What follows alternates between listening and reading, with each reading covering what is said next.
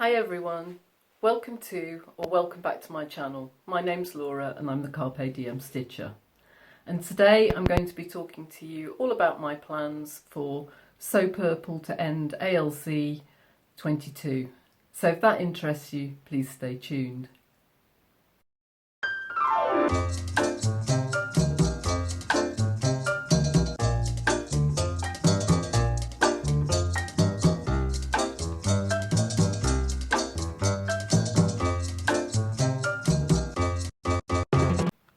Hi everyone, welcome back. My name's Laura and I'm the Carpe Diem Stitcher. So called because I've got so much to sew and so little time to do it. So today, as I said in the introduction, I'm going to be talking about my plans for Sew Purple to End ALZ 22, which is a month-long challenge for the month of September, which is being run by Michelle Sews Again, who has a channel on YouTube called Michelle Sews Again, and on Instagram she's at Real Michelle Sews Again, because I think her original account got hacked. So I'll pop the details down below.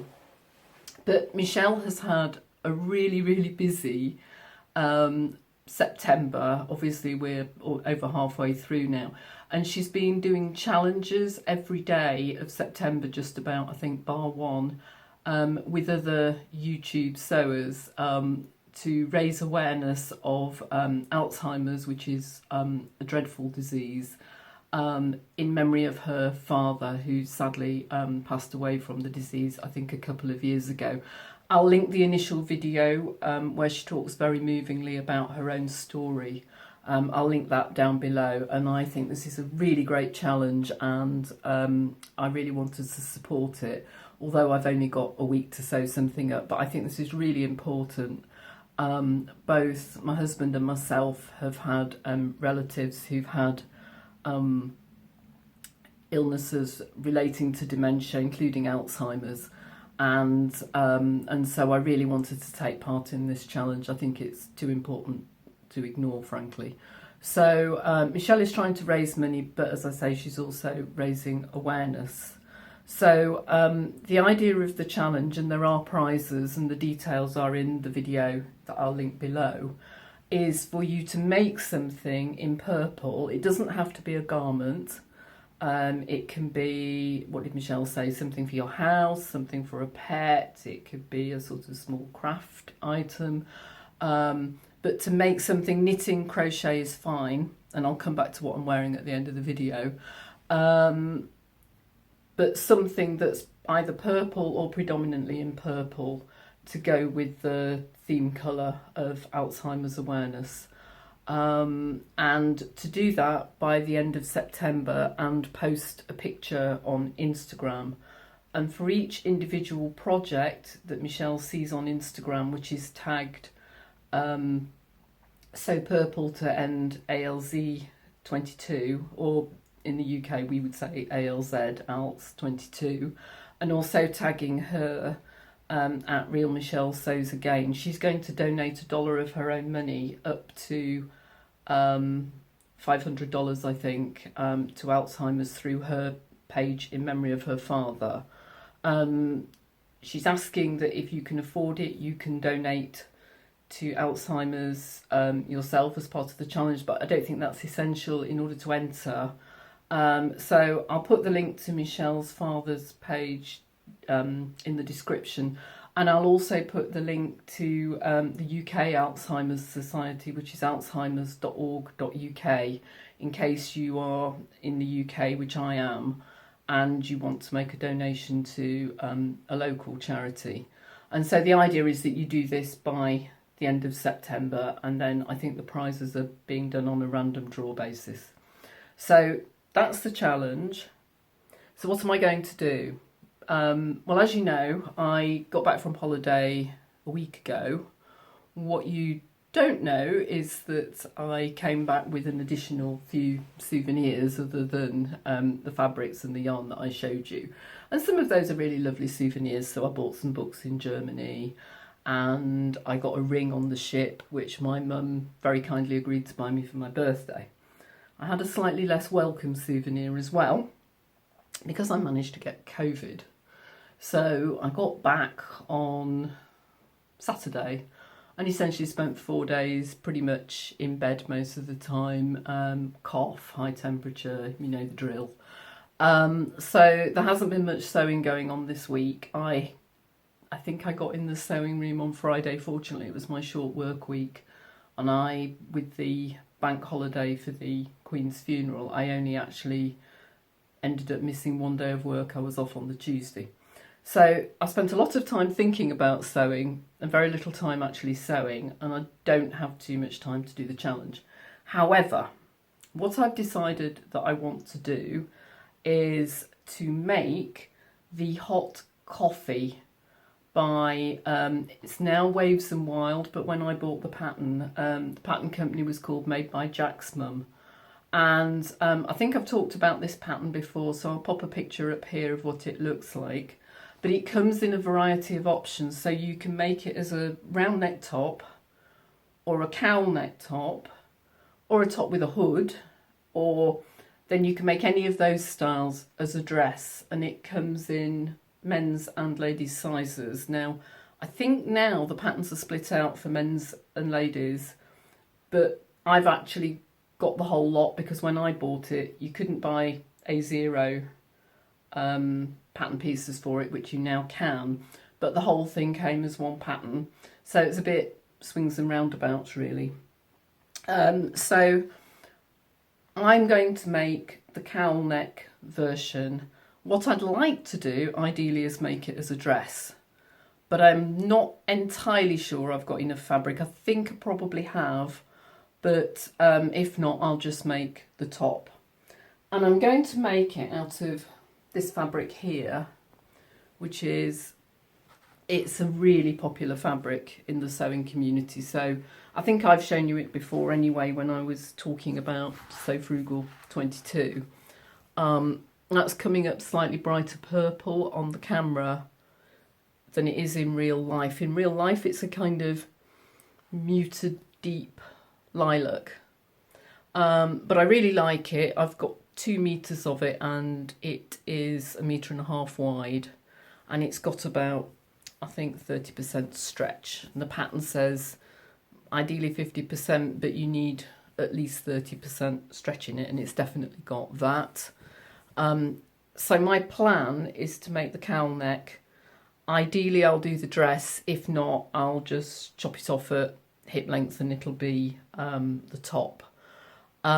So I will be putting ribbing around the bottom of the sleeves and around the bottom of the top or the dress.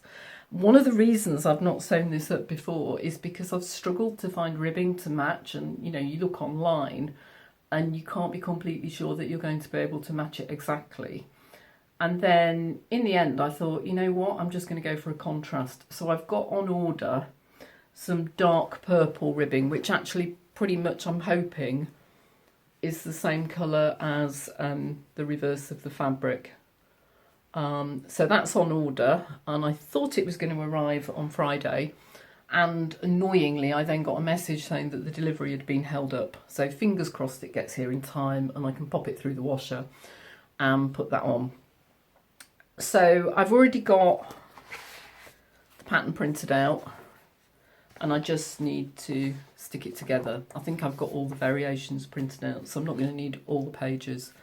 But that struck me as hopefully a relatively quick sew, which I'll be able to get done in the evenings after work this week, and then I'll pop back on hopefully on Friday or over next weekend and let you know how I got on with it. Just so you know, my other alternative, which I really do want to do, is to make a billy dress, which I've made before, so the billy, but to hack the neck so that it's a cowl, and you can do that by putting in the cowl from the Freya top from the stretch book by Tilly and the Buttons. So shows you how to do this here. So that's the Freya dress, which is a bit A-line really for me. but you can do that. But the reason I'm not doing that this time is I'm not entirely sure I've got quite enough fabric. I might have, but I'm not sure. But I've also got the same fabric in kind of like a sagey green, and I've got some ribbing to go with it. So what I might do when I've got a bit more time is actually to make up the billy with the Freya neckline, because what you do is you get your billy pattern pieces, and then effectively you trace out the neckline for the cowl for the Freya, and you stick the two together. And I didn't think up this idea. I saw that Rachel from Beyond the French Seams had done it, and she made, I think I've got her name right, hopefully. I'll put her channel down below, and she did it, I think, in December. I'll link the video below where she's actually done this, and it looks great. And I really want to try and do that, but I thought this time it's probably better to go with the hot coffee, because I've already got the pattern printed out and I know I've got enough fabric to be able to do at least the top. So that's my plan. I'll probably make the hot coffee in a size medium, so it's nice and slouchy. But what I'll do once I've done the billy with the hack neckline is I'll come back and I'll do a bit of a comparison of the two, because you might find that interesting, hopefully. But yes, I'm going to go with the hot coffee for this time. So pretty much that's it for today. I have, as I say, not really got very much sewing done. I'm doing a little bit now. I've been working on my Tilda dress, which basically got cut out in early June, and then I didn't get to it because of the illness in my family, which I spoke about before. So I'm trying to get that sewn up, and I have also made up but not yet hemmed the oversized t-shirt by Ellie and Max. So when I've got those done, I'll come back and talk to you about those as makes as well. And also I'm planning a video to look back at my sewing goals, which I set in my very first video in February. Because this week, while I've not been able to sew, I've been thinking about those and maybe planning a little bit of a reset. So I'll come back and talk to you about that in the next probably 2 or 3 weeks as well. So that's what's coming up. Still haven't forgotten the tour of the sewing room, but haven't really had the energy to do any tidying with the COVID. I'm doing pretty well that I'm not coughing, actually. So that's good. I am on the mend compared to how I was a week ago, but I'm still testing positive, so that's a nuisance. So yes, that's really where we are at. The only other thing to mention is what I'm wearing. So I'm wearing a ready-to-wear pink t-shirt, but what I'm wearing over the top might look like a cardigan, but actually, if I tilt the camera down, you can see it's actually a sweater with a really low V. And then it's got this kind of scalloped picot edging on the sleeves. And it's also like that on the bottom. It's fairly short, it's about hip length. So I'll pop a picture in of me wearing it up here so you can see. And I made this ages ago. So this is the pattern. So it's a Patons pattern. And it's just called something like lacy sweater, so it does what it says on the tin. And it was one of those patterns where I got really seduced by the fact that the knitting's really complicated, and I enjoy patterns like that, and I never really thought about how I would wear it, and I've never really worn it, because if you wear it like she's got it styled in the picture, I just found with me it made me look completely washed out because I'm so pale around my décolleté, and then with that and a pale top, it just really didn't work. But I quite like it like this, so I've got it on today, and also with it being the So Purple to End ALZ 22, I thought it went pretty well. You'll see on the pattern that the sleeves are actually quite long, and they are on me. But believe me, when I first made them, they were somewhere down here. So I did something that I have never ever done before or since. I essentially got a pair of scissors, chopped off the border, pulled out backwards some of the knitting to make it a bit smaller, and then I crocheted these bits back on, and I'd only just started doing crochet. So how I had the nerve to do it, I have no idea, but it did work. And actually, as I say, now I've hit upon the idea of wearing a darker boat neck or round neck top with it. I think it actually does work. It's certainly a lot better than it was. So yes, that's the weird story of what I'm wearing today.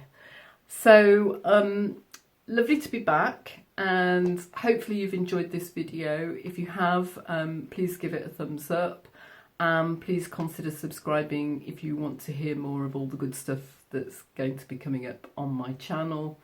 And I'll see you next time. Bye for now.